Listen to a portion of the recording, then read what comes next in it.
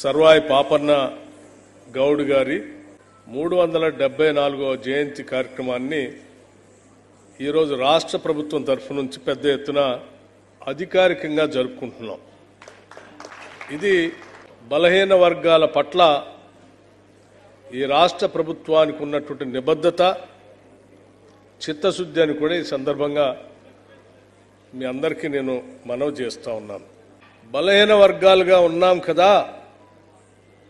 మనం ఏమీ సాధించలేమేమో అనేటువంటి ఆత్మన్యూనతా భావంలో ఉన్నటువంటి బలహీన వర్గాలందరికీ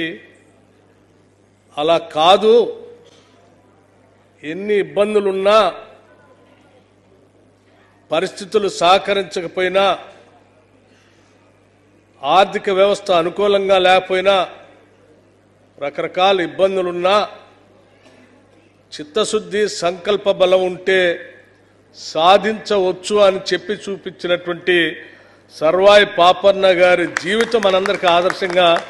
ఉండాలని చెప్పి ఈరోజు ఈ కార్యక్రమాన్ని జరుపుకుంటున్నాం. ఇది స్ఫూర్తిదాయకంగా ఈ రాష్ట్రంలో ఉన్నటువంటి బలహీన వర్గాలందరికీ ఒక సందేశాన్ని ఇచ్చే కార్యక్రమంగా ఉండాలనేటువంటి ఆలోచనతో రాష్ట్ర ప్రభుత్వం ఈరోజు ఈ కార్యక్రమాన్ని జరుపుతూ ఇక్కడ మనం అందరం ఏర్పాటు చేసుకున్నాం. భవిష్యత్ తరాల వారికి కూడా వారి జీవితం స్ఫూర్తిదాయకంగా ఉండటం కోసం ఈ రాష్ట్ర ప్రభుత్వం తరఫు నుంచి వారు పుట్టినటువంటి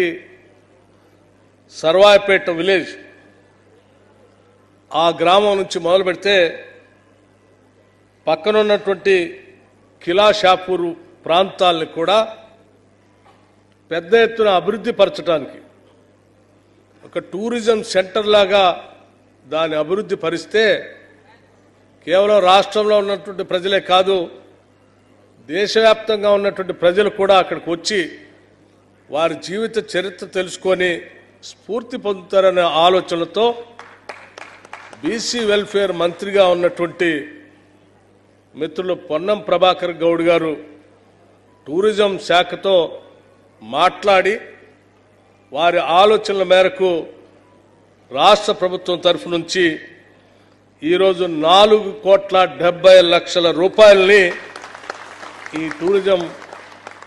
ఈ కేంద్రాలను అభివృద్ధి పరచడానికి ఈరోజు జీవో కూడా ఇష్యూ చేయటం జరిగింది. ఒక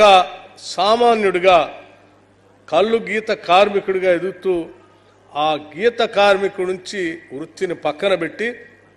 రాజ్యాన్ని ఏలాలి, రాజ్యాన్ని అధిష్ఠించాలి, తద్వారా సమాజంలో ఉన్నటువంటి బడుగు బలహీన వర్గాలందరికీ కూడా పాలనలో భాగస్వాములు చేసి పాలన ద్వారా ప్రజాప్రభుత్వాన్ని ఇవ్వాలని చెప్పి ఆలోచన చేసిన ఆ సర్వాయి పాపన్న గారి జీవితం ఈనాటి ఇందిరమ రాజ్యానికి కూడా ఆదర్శమే అని నేను చెప్తా ఉన్నా.